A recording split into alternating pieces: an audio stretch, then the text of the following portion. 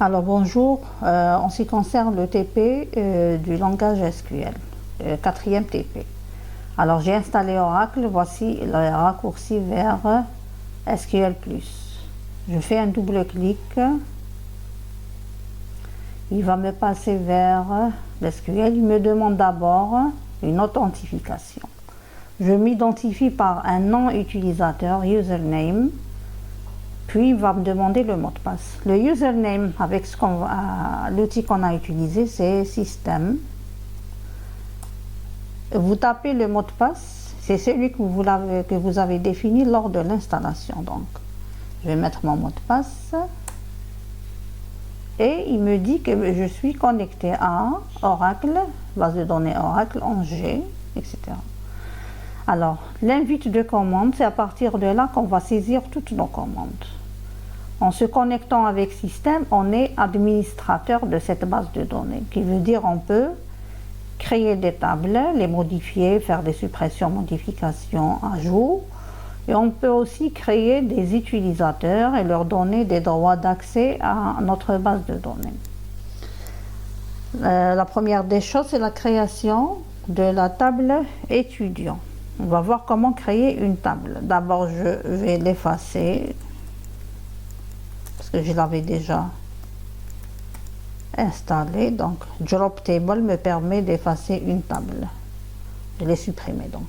Alors, la commande de création, c'est Create Table. Créer table, suivi du nom de la table. Notre table, c'est étudiant. Je ne mets ni caractères spéciaux, ni espace, ni rien du tout. Simplement un nom. J'ouvre ma parenthèse, je vais commencer la description des attributs. Le premier attribut, c'est le matricule. Alors, le matricule est une chaîne de 12 caractères. La chaîne de caractères en Oracle, c'est varchar2. Varchar2, entre parenthèses, je mets la taille, c'est 12, virgule. Quand je termine la description d'un attribut, je mets virgule, je passe à l'attribut suivant. L'autre suivant, c'est le nom, c'est aussi une chaîne de caractères. Je vais mettre, par exemple, une taille de 25 caractères pour le nom. J'ai besoin de 25 caractères pour écrire les noms des différents étudiants. Virgule, je passe au prénom, c'est aussi une chaîne de varchar 2 de aussi 25 caractères, suivi de la section, une chaîne de 7 caractères, et à la fin, le groupe c'est un caractère. Un caractère, c'est carrément char. Et on ne précise pas de taille. On aurait pu écrire varchar2 un caractère, une chaîne de 1 caractère, ou bien carrément char, un caractère. Parenthèse fermante de la description de la table étudiant. Et chaque commande se termine par un point virgule et ensuite on valide. Table created. Il a créé notre table. Alors, jusque-là, je n'ai créé que la structure de la table. Qui veut dire, j'ai précisé le nom de ma table et quelles sont les colonnes de cette table. Et pour chaque colonne, il s'agit de quel type et j'ai besoin de quelle taille. Je peux afficher la structure de la table par la commande describe, le nom de la table, étudiant. Describe étudiant. Il m'affiche un tableau, name, le nom de l'attribut, nul, je vais vous parler de ça, type, il me donne les types que j'ai donnés et les tailles. Alors, nul veut dire, est-ce qu'il y a une contrainte de valeur obligatoire sur les différents attributs. En d'autres termes, est-ce que lors des insertions, on peut laisser des attributs vides ou bien ils doivent être enseignés? Et ça concerne les contraintes, c'est l'objet du prochain TP. Alors, notre table, j'ai décrit sa structure et elle ne contient aucune donnée. Je peux vérifier par la commande select étoile from étudiant. Alors, ça veut dire quoi? Afficher tous les attributs de la table étudiant. Tous les attributs de toutes les lignes de la table étudiant. Si je valide, no rows selected, qui veut dire il n'y a pas de ligne, aucune ligne dans la table. Donc c'est uniquement la structure de la table. Je veux mettre des lignes, c'est à l'aide de la commande insert. Alors insert into, dans, insérer dans la table, le nom de la table, étudiant. Insérer quoi? Values. Le values veut dire les valeurs. Et j'ouvre la parenthèse, je vais mettre les valeurs. Chaque attribut, je donne à chaque attribut une valeur et je sépare par virgule. Il va comprendre que la première valeur, c'est pour le premier attribut de la table. La deuxième pour le deuxième et ainsi de suite. Alors, je vais mettre une valeur pour le matricule. Il s'agit d'une chaîne de caractères. Je vais mettre la cote du chiffre 4. 4. Chez guillemets, c'est la cote du chiffre 4. Alors, je vais mettre un code, 17 par exemple, 0000, 11, 11, 10 par exemple. Donc, j'ai mis un code. Ça, c'est une valeur pour le matricule, virgule. Je vais mettre une valeur pour le nom. Il va affecter les valeurs suivant l'ordre de création des attributs. L'attribut créé en premier, l'attribut que j'ai créé en premier, c'est matricule. La première valeur sera pour le matricule. La prochaine sera pour le nom. Celle qui vient après, c'est pour le prénom. Par exemple, une section, par exemple, je vais mettre L3, visible, par exemple, B, de telle sorte que 1, 2, 3, 4, 5, 6, 7, 7 caractères. Et il est du groupe, par exemple, il est du groupe 1, je vais mettre 1 caractère. Quand je termine, je ferme ma parenthèse et je mets point virgule pour dire que c'est la fin de la commande, puis je valide. Un row created, qui veut dire une ligne créée. Je peux vérifier ce que j'ai saisi. Bon, j'ai mis CTRL-C, CTRL-V, j'ai copié juste la commande pour ne pas la retaper. Entrée, donc matricule, nom, prénom, section et groupe. Alors tout ça, c'est l'espace pour un nom. Si je vais compter, je vais trouver 25 positions. Et 25 positions pour le prénom, 7, 1, 2, 3, 4, 5, 6, 7. 7 positions pour section, une position pour le groupe, 12 pour le matricule, suivant ce que j'ai mis dans la création de la table. Très bien.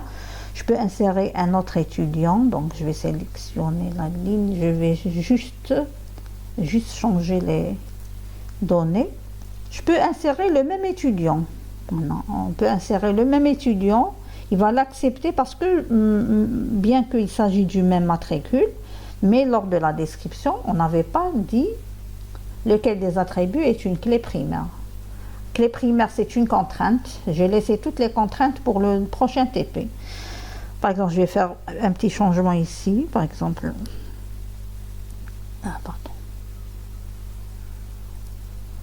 je vais aller jusque là.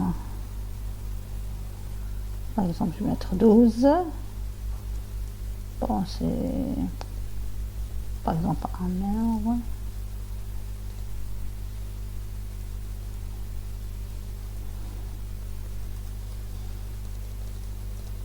C'est un étudiant de la section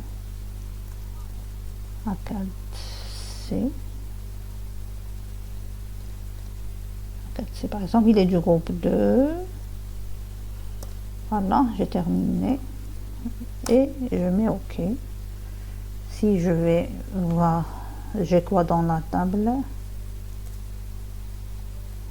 Voilà, j'ai 2 lignes. J'ai 2 lignes des deux étudiants que j'ai créés. Alors, je peux créer un étudiant qui n'est pas encore affecté à une section ni à un groupe, qui veut dire, lors d'une insertion, je peux ne renseigner que quelques attributs. Je vais faire une insertion, mais juste pour le matricule nom prénom. Le reste aura la valeur nulle, nulle, nulle. Il aura la valeur nulle qui veut dire je n'ai pas accès à ces données. Alors je reprends la commande d'insertion. Je vais faire des petites modifications. Je vais la copier, je la colle. Alors, après le nom de la table, avant de faire l'insertion,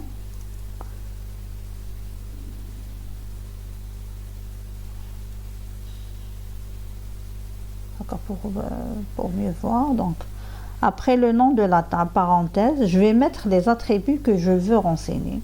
Je vais me donner une valeur pour le matricule. Ici, je peux changer l'ordre des attributs. Bon, premier pour le matricule, ensuite le nom, ensuite le prénom, et je ferme ma parenthèse. Il va comprendre que je ne veux renseigner que le matricule, nom, prénom, le reste sera vide. Par exemple, je vais mettre values. Par exemple, ici c'est 1212 et n'importe quel nom.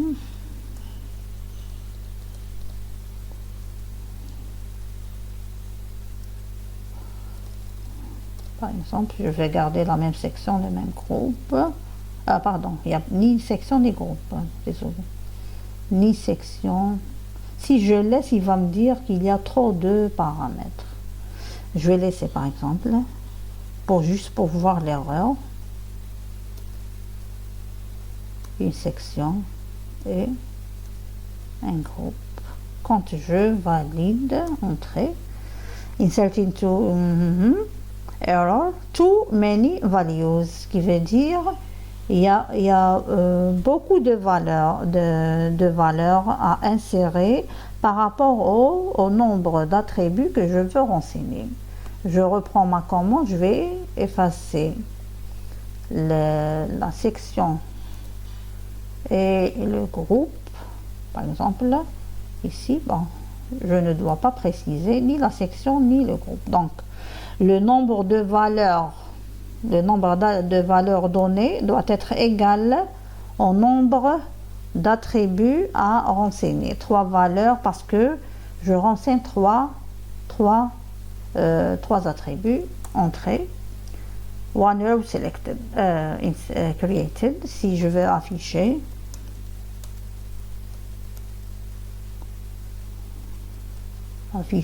tous les étudiants. Très bien, donc les deux premiers, on a toutes les données, alors que le dernier, on n'a pas ni la section ni le groupe. Alors, je peux afficher, par exemple, j'ai plusieurs étudiants, je vais insérer un autre étudiant, juste pour voir. Par exemple, je vais insérer un autre étudiant qui n'a pas ni section ni groupe.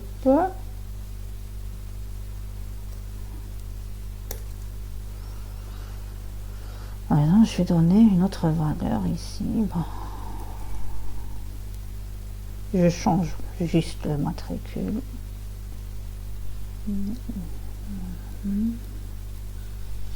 Par exemple, je valide. Pardon. Je valide. Une ligne créée. Je peux afficher. Voilà, j'ai 2 étudiants qui n'ont ni section ni groupe. Je peux dire à Oracle, affichez-moi les étudiants qui n'ont pas de section. Qui n'ont pas de section veut dire dans la section A la valeur nulle. Dans la section A la valeur nulle. Je mets select étoile, afficher tous les attributs de la table étudiant, mais c'est pas encore la fin. Where je veux afficher avec condition. Si j'affiche avec condition, je dois ajouter la clause where. Donc, c'est des requêtes SQL qu'on va voir en détail dans le cours des prochains TP, ou bien dans le cours de base de données, quand on arrive au langage SQL. Donc, where, je vais mettre la condition. La condition est sur l'attribut section. Je ne peux pas mettre égal nul. Je ne peux pas mettre égal nul. Pourquoi? Parce que ce nul, il marche avec n'importe quel type de données, numérique, chaîne de caractères, etc. Si je mets égal nul, il n'a pas compris, donc, parce que section égale chaîne de caractères. Mais ici, section est nulle. Section est nulle veut dire is nul. Section is nul. Ça ne veut pas dire elle a la valeur nulle, non.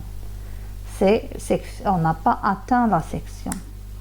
Alors, cette fois-ci, la requête a un sens. Il m'affiche les deux étudiants dans la section à la valeur nulle ou bien qui n'appartiennent à aucune section. Alors, c'est des étudiants qui ne sont pas encore affectés à une section. Je viens de créer une section. Je veux modifier, je veux mettre cette section à, par exemple, L3, A4, B, par exemple. Je vais les affecter à la section B. Pour faire une modification sur les lignes d'une table, on va se servir de la commande update.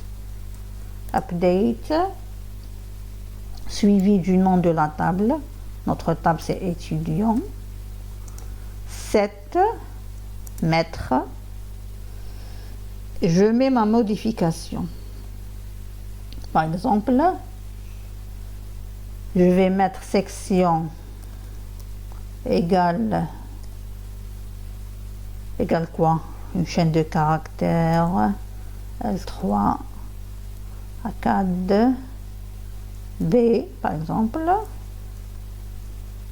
Si je m'arrête ici, je mets point virgule.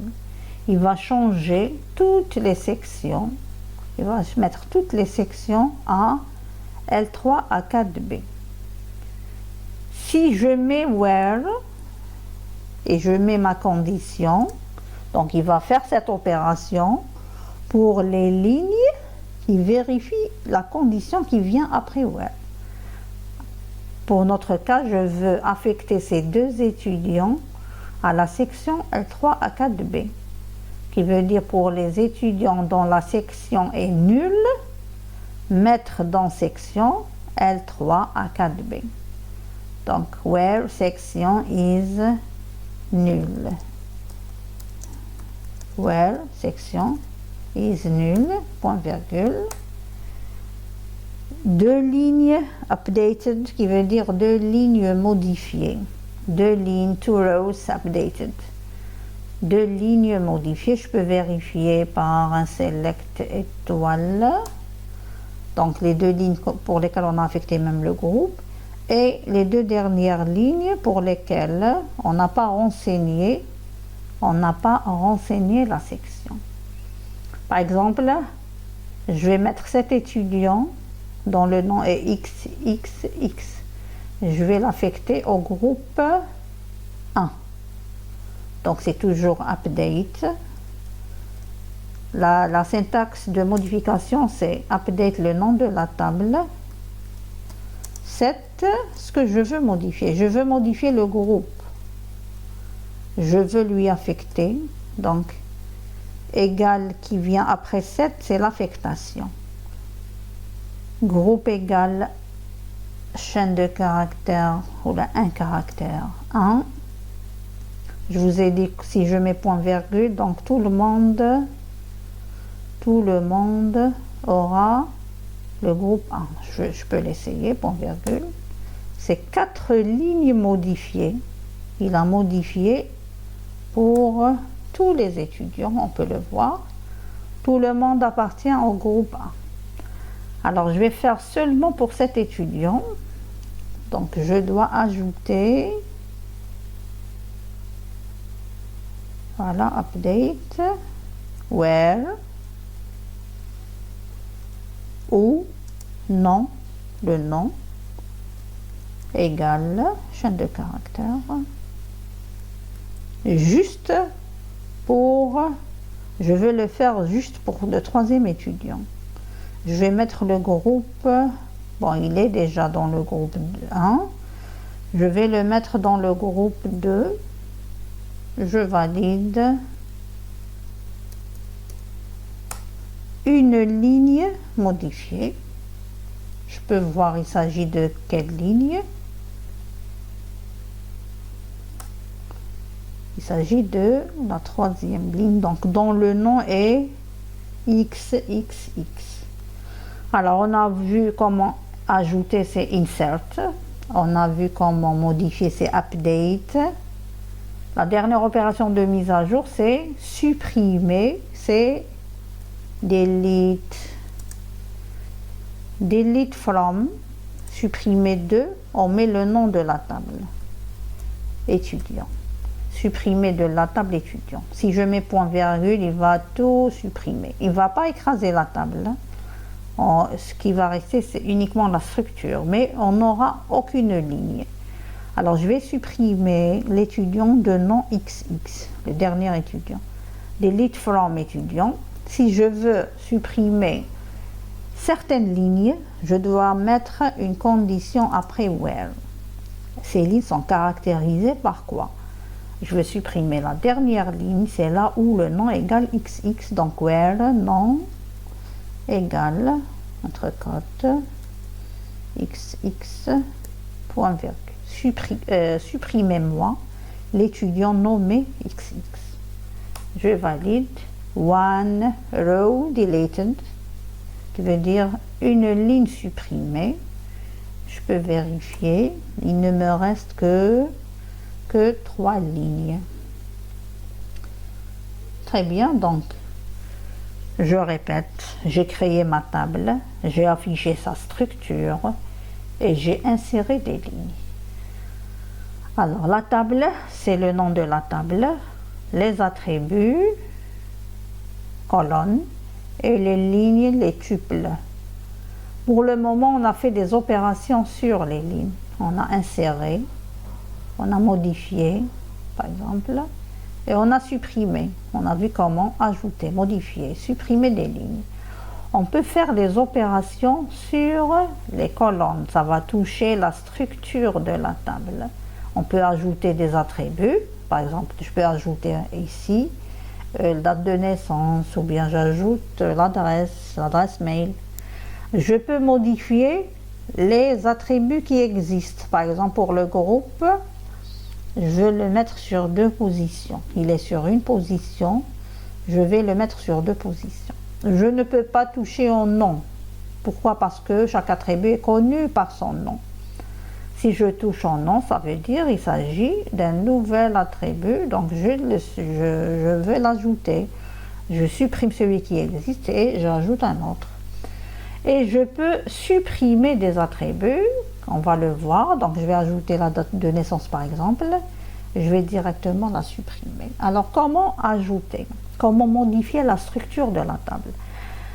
La structure de la table c'est alter table. Quand on trouve la commande alter table, ça veut dire modifier la structure de la table. Quelle table? Donc alter table suivi du nom de la table, c'est la table étudiant. Si je veux ajouter, je mets add. Add, ajouter, c'est en anglais. Add, entre parenthèses, j'ajoute quoi? Je vais ajouter date N, date de naissance, qui est de type date. Il va comprendre qu'elle est de type date et je valide. Table altered, qui veut dire elle a été modifiée. Describe étudiant, on a vu. Décrivez-moi la table étudiant. Alors, date N, un nouvel attribut. Très bien. Alors, de cette manière, on ajoute un attribut. Si j'affiche les données, il est passé à la ligne. C'est bon, c'est juste question d'affichage. Nous, on est en train de vérifier les données. On n'a pas encore saisi des informations sur la date de naissance, sinon elles auraient été affichées en dessous de date N. Date de naissance, elle est de type date sur 1, 2, 3, 4, 5, 6, 7, 8. Sur 8 positions, qui veut dire 2 chiffres pour le jour, 2 chiffres pour le mois, 2 chiffres pour l'année, avec 2 tirets ou bien 2 slash de séparation.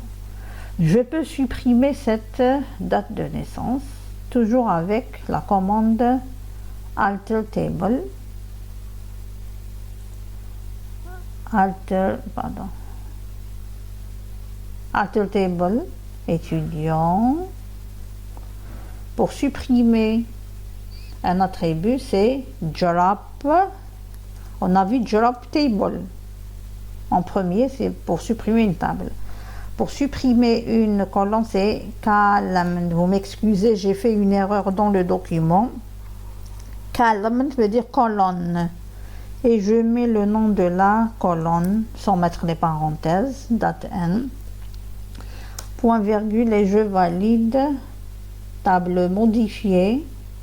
Modifier la structure de la table. Je peux afficher la structure de ma table, soit describe ou bien DESC. C'est suffisant. Donc il m'affiche la nouvelle structure sans l'attribut que j'ai ajouté. Donc je vous ai dit que je peux ajouter, je peux supprimer, je peux aussi modifier la structure d'une table. Par exemple, changer de type, changer de taille. Par exemple, le groupe, ce n'est plus un caractère, mais c'est une chaîne de 2 caractères. Donc, c'est toujours alter table. Pour modifier, bon, le nom de la table, étudiant. Pour modifier, c'est modify. Modify, parenthèse. Le nom de l'attribut doit exister dans la table. C'est groupe. Je peux garder le type, changer la taille. Bon, ici c'est impossible. Char, c'est, il n'y a pas de taille. Par exemple, je peux garder le type et changer la taille. Ici, je vais changer et le type et la taille. Donc, je vais mettre varchar 2. C'est une chaîne de caractères entre parenthèses sur deux positions et point virgule. Je valide. Table altered, modifiée. Je peux afficher la nouvelle structure. Donc, groupe qui était un caractère est devenu chaîne de 2 caractères. Si j'affiche les données, vous allez voir que il y a 2 positions. Il y a 2 positions pour le groupe. C'est comme on a modifié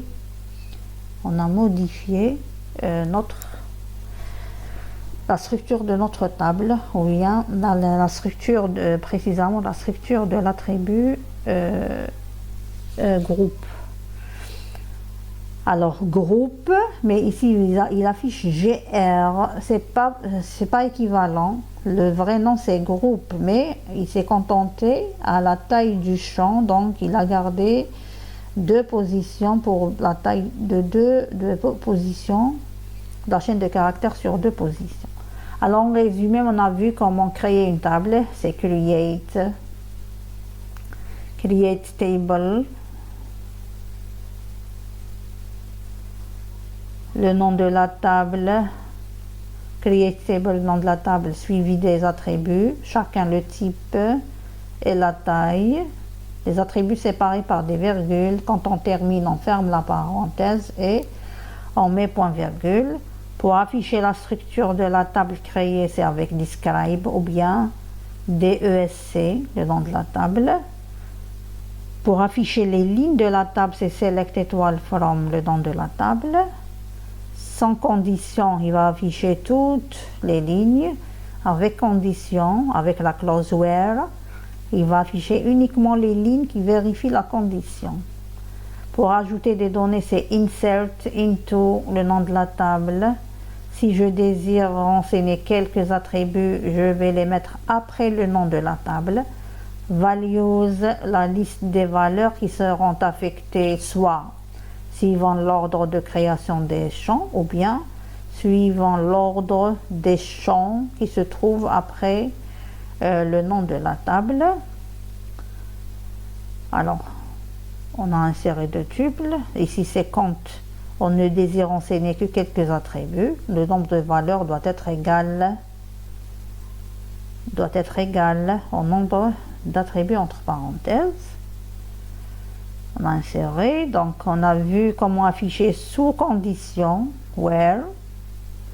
On a vu comment faire des modifications, donc c'est update, le nom de la table 7, la modification. Si on ne met pas where, c'est pour toutes les lignes. Si on met where, c'est uniquement les lignes qui vérifient la condition. Par exemple, ici, c'est pour toutes les lignes. On n'a pas mis where. On peut supprimer de la table à l'aide de delete, donc delete from le nom de la table. Si on ne met pas where, il va tout supprimer. Si on met where, c'est juste, il supprime juste les lignes qui vérifient la condition. Ici, c'est pour les opérations de mise à jour. Pour modifier la structure de la table, c'est alter table, le nom de la table. Et on a trois commandes. Add pour ajouter, drop cardamom pour supprimer des attributs, et modify pour modifier la description d'un attribut. Très bien, donc on s'arrête là. Alors pour quitter, on peut se déconnecter par disconnect. Disconnect permet de me déconnecter. Je suis déconnecté. Je ne peux rien faire. Par exemple, si je veux faire un select, je ne suis plus connecté. Not connected. Donc, je peux me reconnecter. Je me connecte, espace. Je mets mon nom de nom utilisateur, slash, ou bien carrément système. Il me demande le mot de passe. Ou bien connect système slash le mot de passe. Pour quitter, je mets